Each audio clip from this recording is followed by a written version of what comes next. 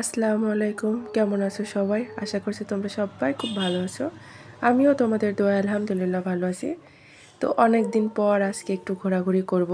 তো কোথায় যাব, কেন যাচ্ছি সেটাও তোমাদের সাথে শেয়ার করব। তো আমরা রেডি হয়ে বাসা থেকে বের হয়ে পড়েছি। তো আজকে আমরা সপরিবারে যাব, শুধু বাড়ির পুরুষ মানুষ 2টা বাদে। আর এখানে যে খালাও রেডি হয়ে আছে, যেহেতু খালার বাসা গাংনীর ওদিকে, তো আমাদের সাথে যাবে। আর এই যে মিথিলা, সিনথিয়া, সিয়ারা, আপু, মা, তো আমরা সবাই অটোতে উঠে পড়েছি। আর আমি পাশে আসি। এটা আমাদের গ্রামের রাস্তা। তো অলরেডি আমরা চলে এসেছি গাংনী ইকো পার্কে। তো আমরা গাংনীতে একটু কেনাকাটা করার জন্য আসছিলাম। তো ভাবলাম যে এসেছি যখন, পার্ক থেকে একটু ঘুরে যাই, যেহেতু মিথিলা হওয়ার পর কখনো ইকো পার্কে আসা হয়নি। তো আমার বিয়ের 2 মাস পরে আসছিলাম, তারপর আর আসা হয়নি। তো এই কারণে ভাবলাম যে সবাই মিলে একটু ঘুরে আসি। এটা পার্কের পেছন সাইড। তো পেছন দিকে একদম নিরিবিলি, তো দেখে তো ভয় লাগছিল। আর সামনের দিকটা খুবই সুন্দর। যেহেতু দেরি হয়ে গেছিল আমাদের বের হতে হতে, আর একটু মার্কেটে কেনাকাটা ছিল, এই কারণে আর কি আমরা বেশি ঘোরাঘুরি করতে পারি নাই। আর সামনে যে মেন গেটটা, ওই দিকেও যাওয়া হয়নি। তো এটা পেছন দিকটা। তো সামনের দিকটা অনেক সুন্দর, সেটা আসলে তোমাদের সাথে শেয়ার করতে পারলাম না, দেরি হয়ে যাচ্ছিল এই কারণে। আর যেহেতু আমরা দুপুরের দিকে গেছিলাম, আর দুপুরের দিকে লোকজন খুব কম ছিল, একবারে নিরিবিলি পরিবেশ ছিল দুপুরের দিকে এখানে। আর সচরাচর সব পার্কেই বিকেলের দিকে লোকজন একটু বেশি থাকে। আর দুপুর ছিল, এই কারণে আর কি লোকজন খুবই কম ছিল। তো এটা অন্য একটা সাইড।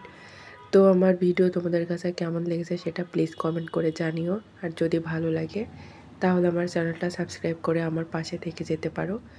তো এটা বাচ্চাদের বিনোদনের জন্য।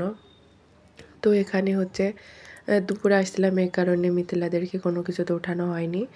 তো যেহেতু সিনথিয়া মিথিলা 2জন ছিল, সিনথিয়া উঠতে চাচ্ছিল না, এই কারণে আর কি মিথিলাকে ওঠানো হয়নি। তো এদিকে চটপটি খাচ্ছে ওরা।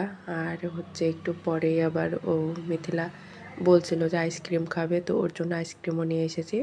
এখানে খাওয়া দাওয়া শেষ করে আমরা চলে যাব মার্কেটে।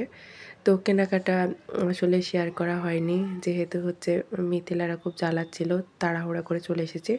তো আসলে আমরা ওভারকোট কিনতে গেছিলাম, আর সেটাই কিনেছি। সেটা আসলে দেখানো হয়নি। তো আস্তে আস্তে একটু নার্সারিতে ঢুকছিলাম কিছু গাছ কেনার জন্য। তো নার্সারি থেকে গাছ কিনে তারপরে সোজা চলে এসেছি বাসায়। তো যেহেতু এখানে অনেক ধরনের গাছ ছিল, কোন গাছটা কেমন সব ঘুরে ঘুরে দেখছিলাম। তো এখানে যে গাছগুলো টবে ঝুলছে, এই গাছগুলো বেশ ভালো লাগছিল। আর আমরা গাঁদা গাঁদা ফুলের গাছ খুঁজছিলাম, তো তখন ছিল না, এই কারণে আর নেওয়া হয়নি। তো পরে আসলে গ্রামে ভ্যানে করে বিক্রি করতে আসছিল, তো ওখান থেকে নেওয়া হয়েছে, এখান থেকে নেওয়া হয়নি। তো এখানে এই যে সবাই গাছ দেখাদেখি করছে, কোন গাছটা নিবে সেটাই কি আর কি দেখছে, আর ভাবছে কোন গাছগুলো নিলে ভালো হয়। তো আমরা ফুলের গাছ নেওয়ার জন্যই গেছিলাম। তো এদিকে গাছে খোঁজাখুঁজি চলছে। আর এই যে মিথিলারাও চলে এসেছে, ওদেরকে আসলে অটোর মধ্যে মা ছিল, তো এই কারণে ওদেরকে বসে রাখা হয়েছিল। তারপর ওরাও আমাদেরকে বাইরে আসা দেখে তো চলে এসেছে।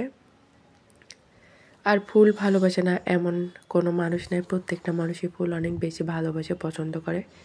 তো আমাদের ক্ষেত্রেও সেটার ব্যতিক্রম নয়। আর ফুলের সুবাস সেটাতে আসলে মন ছুঁয়ে যায়। আর নার্সারিতে আসলে তো মন ভালো হয়ে যায়, এত এত গাছ দেখে এত ভালো লাগছিল কি আর বলবো। আর এটা তো আমাদের কাছে নতুন নয়, যেহেতু আমরা গ্রামের মানুষ, আমরা এগুলো দেখে অভ্যস্ত। তারপরেও একযোগে এতগুলো ফুলের গাছ দেখে আর মনে হচ্ছিল মাথায় কাজ করছে না, খুবই সুন্দর। আর এখানে এতগুলো গাছ আছে, প্রত্যেকটা গাছের আসলে নামও জানি না। তো কি আর বলবো, কিছু বলার নাই। তো আজকের মতো এখানে বিদায় নেব, দেখা হবে নেক্সট ভিডিওতে। তো তোমরা সবাই ভালো থেকো, সুস্থ থেকো, সুন্দর থেকো। তোমাদের সুস্থতা কামনা করে আজকের মতো এখানে বিদায় নেব। আল্লাহ হাফেজ, আসসালামু আলাইকুম।